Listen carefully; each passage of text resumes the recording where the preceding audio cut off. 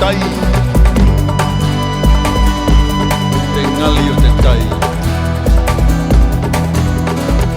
Mulu te tai. Ka tele i lunga o te moana.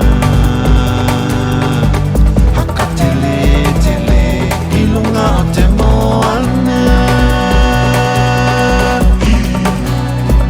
Mulu te tai.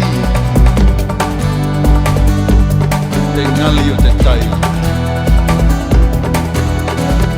Mulu te tai.